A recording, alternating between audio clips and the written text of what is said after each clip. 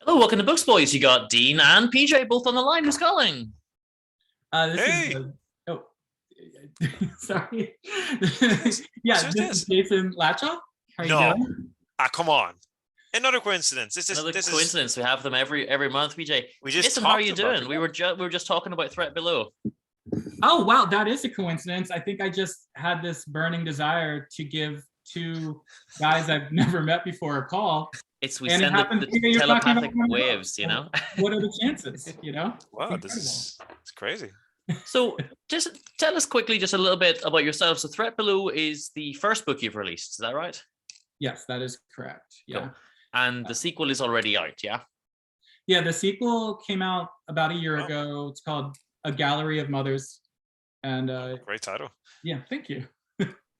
Very, very intriguing. Wait till you find it. I mean, it actually has a couple of different meanings, but there is one literal thing in the story that is a literal gallery of mothers. Okay. And what's next after book 2? Well, okay. So thank you for asking. I finished a short kind of magical realism novel unrelated to this series that I've kind of put aside, and I'll look at it again at some point. I'm happy with it, and then wrote another novel with a writing partner of mine, which is kind of pure sci-fi. All right. And I'm working on a standalone sci-fi novel right now that is actually so Dean, you've read The Threat Below, right? Yeah. The Threat Below is kind of I'd love to ask you a question. Where do you envision that being set? Where do you think the location of that is? If you have you thought about that? I suppose, yeah. I mean, I always just assumed, especially with the beginning, you know, so it's the last humans. Obviously, there's 100 of them up a mountain. So I always just assumed it was, you know, it's Earth, but I never really thought too much about where more specifically than that, you know, what part of the planet they were on. It's just somewhere. I would have thought the Mount Everest, and that's the most. I mean, just the highest point. I know, which would make sense if these people had knowledge of the entire world. But when they're talking about the highest point in the world, they're kind of talking about the highest point of the world that they know, right? Oh, interesting, like that. It's like the Sioux, the indigenous like Sioux tribes would call the Black Hills in South Dakota the highest point in the world, because for them it was, even though they're not, you know. They're not even very high compared to other mountain ranges, right? But so in my mind, it's written, and it becomes clear in Gallery of Mothers, but in my mind, it's where I live now. It's Southern California. Okay. And Mountaintop is kind of, we have a fairly high mountain around here called Mount Baldy, which is like 10,500 foot elevation or something. Okay, like that. so that's kind of where you see it. Yeah, that's kind of how I imagine it. So the reason why I tell you that is because Gallery of Mothers kind of extends some of the action into the deserts around the mountains. Okay. But what books 3 and 4 are going to be looking at is what's been going on in Europe, Africa, Asia during all this time. So it's going to expand. There's whole continents between, so they don't really know what's going on in there's whole oceans between these continents. And so the standalone sci-fi novel that I'm writing right now is actually set in what is China in that world. Okay. And then is setting up and introducing some of the characters and concepts that'll go into the official books 3 and 4. So even the standalone book is within the same universe, as it were. Yeah. It is, but it is a total standalone. Like you don't need to read it you don't need to read the first 2 Baratheus books to understand it. And it's more like it's almost like looking back, people are like, oh my goodness, that was that world. It was very different. What made you decide to set this one in China? I think that I was very fascinated with the idea of like, so without giving spoilers from the first book, but Dean, you know the nature of the monsters that live below and that decimated humanity, right? Let's see how I can give this without giving spoilers. So they arose in North America, is how And my thinking was that if those same kind of monsters arose in Europe, Africa, and China, they would be different than the ones that arise in North America. Sure. You know, for a number of different reasons, but even like, you know, a fox that lives on an island is different than a fox that lives on the mainland, right? Yeah. Even evolutionarily, but then, so anyway, when I thought about, when I was thinking through the implications of that, I thought it would be interesting to explore, you know, what would have been going on in China, how this kind of devastation and apocalypse would have played out differently in China. And in this world is, there's basically just 3 kingdoms over on the other continent at this point. So yeah, there are some spoilers that I'm giving here, so I don't want to give. The world's a little bigger than it seems at the beginning of The Threat Below. Okay, because in The Threat Below, it does seem like a small world, to be fair. It is still a small world for them because they're completely isolated. You know, it's like, and historically, like, you know, I think one of the interesting things is like, you know, at one point, the people who lived in Australia thought they were the only people in the world, right? The people who lived in Hawaii thought they were the only people in the world. The people who lived and there's a part of me that's almost sad sometimes that it seems like we know too much. We know everything. Like there's no undiscovered country. There's no undiscovered people.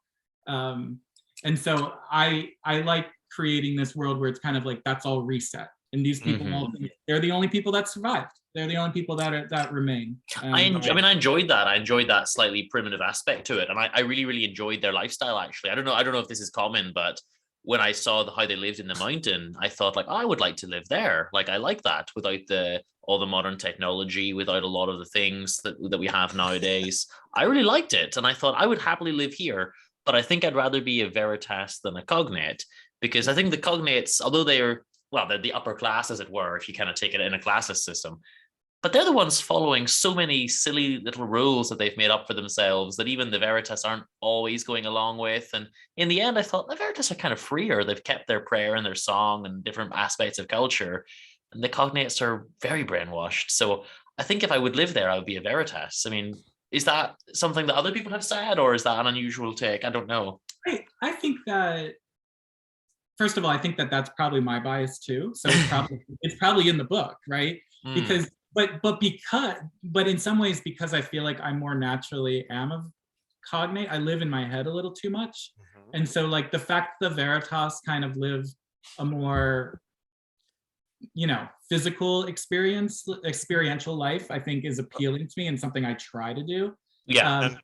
But yeah, I mean, I think that the Cognates are messed up. You know, they're like, they've got a very, you know, in some ways it would be a critique of religion of mine, is it's like, we take this human experience and we try to really cut off a large amount of it and live within a certain, you know, intellectual or religious version of who we should be. And, you know, I'm not an atheist, but I was raised very religiously in a very tight-knit religious community, and I have a lot of, you know, critiques of the way that I was raised, you know. Sure. And in fact, like the whole idea of there being this like tiny little village on the top of a mountain and everyone's saying, don't go outside those walls, it's very dangerous, it's very bad for you, don't go out, I think is influenced by the way that I was raised, because I was told like, don't listen to that music, don't watch that movie, don't read that book, you know, the world is only going to tear you down. And you know, I think that it did kind of scare me, and that comes from for sure, the Cognates are the ones that kind of need to create this society so that they stay in charge too, because there's no good reason for they're not even smarter. No, that's the thing. So they say, you know, even the brightest Veritas is duller than the dullest Cognate, but it's not true. Not true. No, exactly. And that stuff isn't ever true. You know what I mean? Like, but Iceland is horrified by the fact that Adirane scored better on, you know, their intelligence exam. Yeah. And she can't believe it. And she refuses to believe it. She struggles with believing anything that wasn't what was taught to her, like the indoctrination. She struggles to go beyond that, like she does. Even though she considers herself an independent thinker, right? Like she would, and she is stubborn. Like one of the things that I think is good about Iceland is she's not a submissive person. Like she does kind of push for, you know, beyond what other people tell her. But you're right. You're absolutely right. The way she was raised is the foundation. Like she has a lot of lessons to learn, because just foundationally, she accepts everything that was told to her. Yeah, whereas Ad doesn't. He's a lot more, you know, he's the one that drags her beyond the wall in the beginning, I guess. He's the one that is very curious about, well, is there another way we could have arranged this society? Like, can't be the only system. And she's in shock sometimes at his rebellious thoughts. Like, these things have never occurred to her sometimes, you know. And although you say, yeah, she considers herself a free thinker, she's still very stuck within, well, but this is in the code and this is like what I was taught. And she struggles to go beyond that, you know, which is, it's a really nice contrast, those two characters, but yet they're still the best of friends, you know? Yeah, which is, you know, for me, I had a really good time writing Iceland and Adirani's conflicts because, like, I mean, just a background for me, like, it's kind of a little indulgent. Like, I was a philosophy minor in undergrad, and like, you know, I was raised religiously, but I think about that all the time. So like, Iceland being an atheist, Nadarani being a believer, I had a really good time kind of, because those are almost like two parts of myself. And so, yeah. It's like your inner dialogue, isn't it? Yeah, it really is like my inner dialogue, giving them characters and giving them a chance to bump into each other.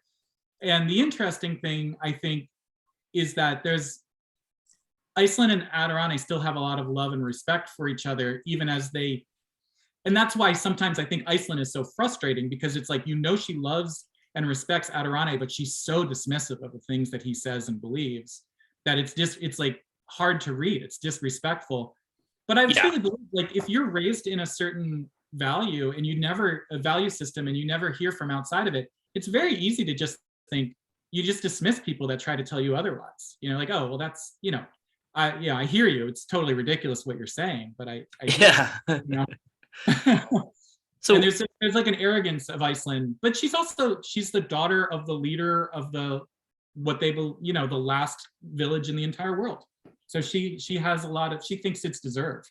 yeah, I mean, she's going to be the heir, right? She's going to be the leader of humanity, essentially. So exactly. And it's funny with Nicholas as well, because he's, I suppose in a way, he's a good leader in terms of his principles, but he's just not the strongest leader. And he wants to kind of modernize certain things and take away the division between the classes.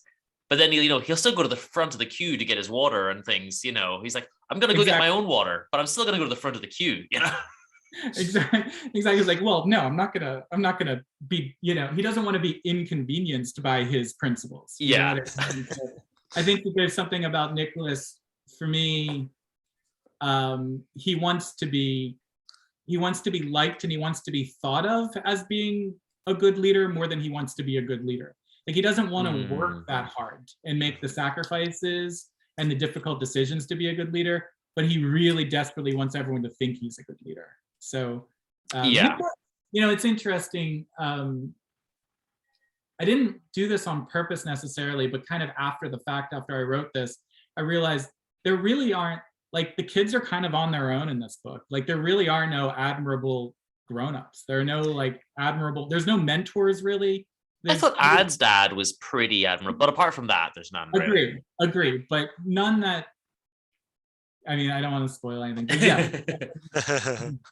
But there's no Obi-Wan Kenobi in this book. There's no Gandalf. There's these kids are really on their own to try to figure this out. Yeah.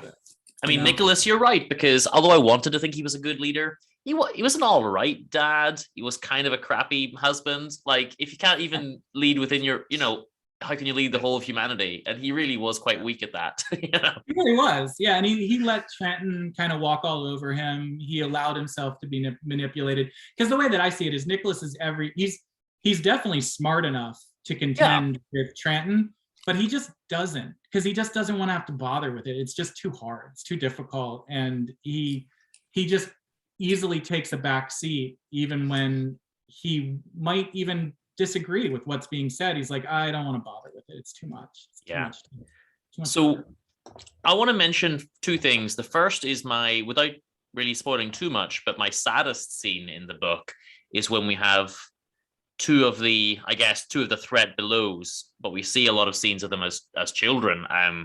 And there's just a mean little kid who keeps, he presses the pain button all the time, the one that is only supposed to be pushed by Mr. Sean, and just causes poor pain to these creatures. And that was really sad for me, because they they're so confused about their own existence. And I mean, the book does raise philosophical issues about how to treat, creatures that you've created, or how to treat creatures of a different species and this kind of thing. And there's just a sad scene where actually now they're being treated really, really poorly. Yeah, absolutely. And I agree. And it's interesting because, by the way, I definitely want you to read the sequel, because that character who pushes the pain button is a main character in the Oh, second. that surprises me, but wow, that's really intriguing now.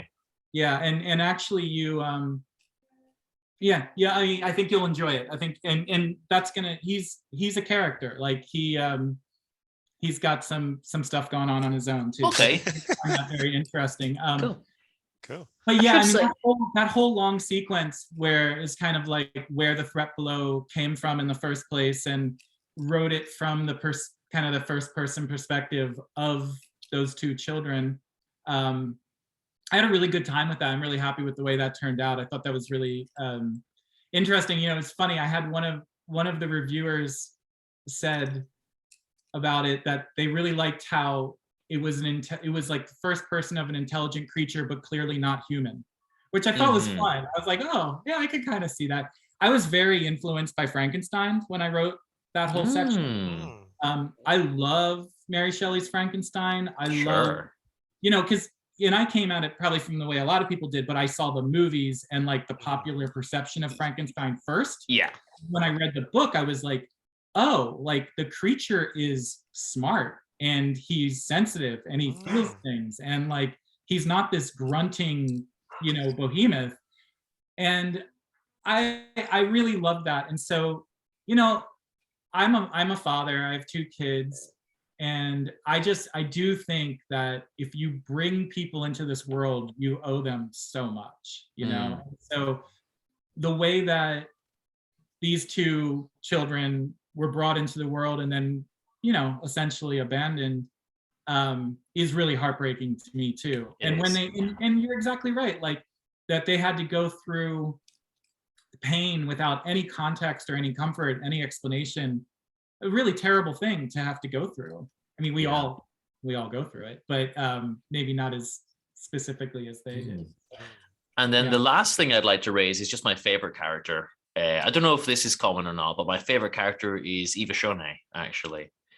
Yeah, so I have a hard time ranking them, but she's like definitely one. Like, I love her. I love her so much, and I love her her mix of like innocence and wildness and kind of like violence and passion is just all.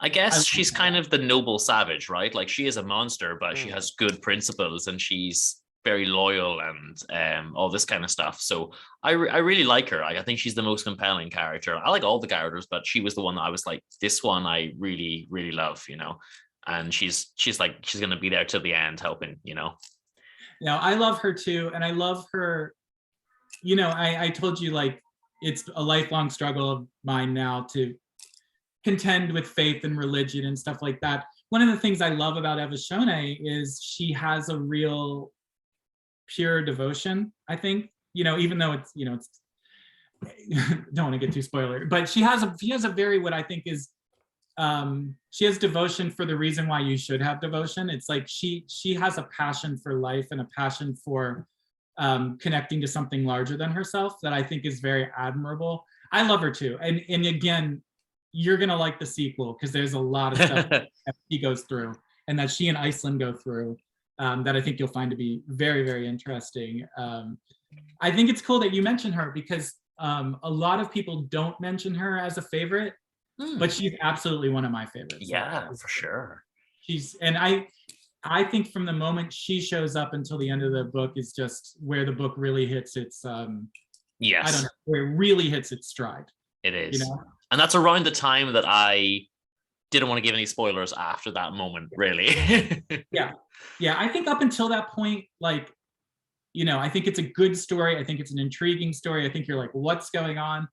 And then to me, I think from that point on, you're like, oh, this is not exactly what I thought it was, but it's definitely interesting. Like it's, a lot of people have told me they have that experience of like, wow, I did not think this is the direction it was No, going in. But it's very different than what I was expecting as well. Yeah, and then it just keeps just snowballing into different twists and different things happening that I wasn't expecting. Yeah. But PJ, before we kind of wrap up, do you have anything that you'd like to ask? I want to ask, so yeah, the cover again looks like more like a science fiction or a fantasy book, and nevertheless, I was wondering, and I'm on the outside, you haven't read it yet, but I'm just wondering, was the book cover there to misguide a bit?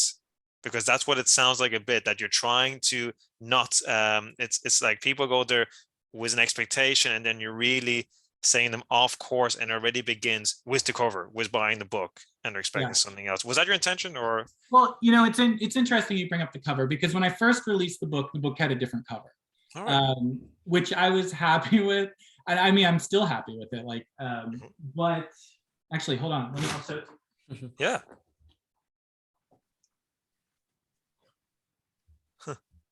So when the book was first released, it had this. Oh, okay. Completely different. Okay. Completely different. So you see, you have like mountaintop, you have cloud line, you have an image of the monster down below.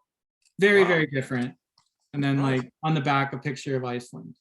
And I mean, very different than it looks now. Yes. You know, obviously. It's night and day. Yeah, it's completely different. So I'm very happy with the first one, but I would say that, like, given the genre that the book is in, which is YA, the cover really didn't fit. And I was getting that feedback from a whole lot of people that the cover, I mean, honestly, this cover to me, and again, I like this cover, but it also almost looks like maybe this would be like a Tolkien book or something like that. Okay, you know? Almost looks kind of engraved or something like that. And so I wouldn't say that it's an attempt to misdirect at all, but it is.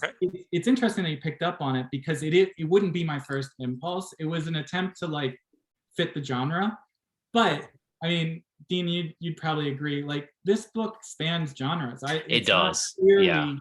It's not clearly in any one genre. You know, it's like I have a hard time. It's YA. It's post-apocalyptic. It's sci-fi. It's very philosophical. And you mentioned you'd studied philosophy. So did both me and PJ. You know, so there's a lot of philosophical themes in it, as well as this. Obviously, there's little bits of romance. There's this and there's that. There's a lot of different. You know, there's some action scenes. I think it is genre spanning, and I think somehow both covers fit it, which is weird because they're both very different covers. Yeah, and by the way, I am happy with this cover. The artist did a fantastic job, and but it was not the first one. Like this, when I was writing the book, this is what I had in my head the whole time. Yeah. So absolutely, really good question. But in some ways, I don't even know what the cover would be for what this book is exactly. If I was to be not misdirecting in some way. Okay. Well, can I ask you about what is there a moment that really inspired you in your life to write this novel? Was it like an event or a scene? I mean, maybe several, but is there one specific that really brought this? There is one. There's definitely one. So I used to live in Pennsylvania, in a flat part of Pennsylvania, by the way, like where there were no mountains, there were barely hills. And then I moved here to California, where I live near mountains. And I really love the mountains. I really love it. Yeah, me too. Yeah. I can't get over how they make me feel. And so I go hiking just about every day. And sometimes, especially in June and May around here, there's something called June gloom, where the clouds come in from the ocean and they really make the tops of the mountains look like islands, you know? So I love going hiking those times, and I love like going under the clouds, above the clouds, stuff like that, which happens pretty commonly. So I'd just go on these hikes and I'd be above the clouds and I'd think, oh, what if like I only was ever in this place and I knew that something down below those clouds had killed everyone and I was up here for safety purposes? Wouldn't that be crazy? So it was really just like being up. I mean, it's literally a book I would have never written if I hadn't moved to California. I mean, even the water scarcity idea is like, you never think of water scarcity in Pennsylvania. You think about water scarcity all the time in California. Right. So like I never even thought about where water came from when I lived in Pennsylvania. And when you live in California, you really have to pay attention to water sources. Where does this creek come from? Because it might be dried up in 3 months, you know? Is the water being poisoned by threat belows? All the usual questions, you know? It really matters, you know? So absolutely. So it just kind of came from, yeah, and then just to add one more thought, Dean, I think you'll think this is interesting. When I was up on top of the mountain and there were clouds and I was like, what if there were things down there that killed me? I thought, oh, this is kind of like Mount Olympus. This is kind of like the Greeks. Yes. You know? But then I further thought, oh, wouldn't it be interesting if the Greek gods were afraid of their creations because the creations were trying to kill them? So that kind of was where this idea all was born. Also an ancient Greek history student here. Okay. So Greece is like, I have to visit Greece at some point. it's on my bucket list and has been for a long time as well. That's the Greek mythology. Well, look, I'm going to wrap up with the last question we ask everyone, which is a little bit off course, and I never give anyone kind of prep time for it. But it's as a writer, if there's one book that exists that you wish you had been the person to write, what would it be? So that's interesting for one book. I would say as an author, it would probably be Lois Lowry. I don't know if you're familiar with Lois, like the Giver quartet of books that she's written. I love the way she mixes kind of the inner and the outer world. She creates these outer worlds that are, to me, really compelling. Kind of like what you were saying with like, oh, I'd like to live in Mountaintop for a while. I always feel like when I'm reading her works, I'd want to live in those places. But I feel like she captures the inner state of people even more, which I really appreciate. So, I mean, I think maybe I'd say like The Giver or that kind of quartet altogether. I think that would be my answer. But okay. I'm impressed by so many writers, to be honest with you. Like, but if I had to choose one, I think I'd choose her. I think that her work is really compelling, and I'm really impacted by it. I mean, I grew up reading C.S. Lewis, so like if I wrote the Chronicles of Narnia, I would probably be very excited about that as well. There you go. Another reason to go to Northern Ireland. Yeah, we have a C.S. Lewis square with little statues of all the characters and things in Belfast. Okay. I lived just a few streets from one of his houses at least away. Yeah, so yeah. Really? There you go. Yeah. Okay. Well, I continue to be and have always been a huge C.S. Lewis fan. So like his Space trilogy, and again, the way he works philosophy into his writing has always been theology as well. Yes. Yeah, theology and all that. And I think C.S. Lewis was someone who truly contended with the implications of his beliefs. Unlike, my criticism of a lot of Christians or a lot of religious people is they don't wrestle with it. They just kind of accept things and don't look at the shadow or the dark side of some of their beliefs. I think C.S. Lewis did. So I appreciate that about him. Between the two of them, somewhere in between the two of them, I would love to reside for sure. Well, I guess to wrap up, I'm going to ask you, would you like to plug your website or where we can get the book or anything like that? Yeah, absolutely. So my books are available on Amazon, obviously, in hardcover, paperback, and audio, and Kindle. Also, if you want to just like follow me on Instagram, Jason Seth Latshaw, I'm happy to send people books too. For me, I want people to read it. So, connect with me. Love to do that. I think my website, is JS Latshaw. If you Google it, you'll find it. We'll put a link to the site anyway in the podcast description, and we'll tag you on social media. I should be better at that, but yeah, follow me on Instagram. I'd love to connect with you. Thank you so much, guys. It really awesome. It has been an absolute pleasure. Thanks for calling in. And feel free to send the second one. I'd love to read the first one first, but it just sounds awesome. I can't wait to read it. Yeah. Well, Jason, thank you so much. Have a great day. All right, great meeting both of you. Bye. Yeah, you too. All right. Bye.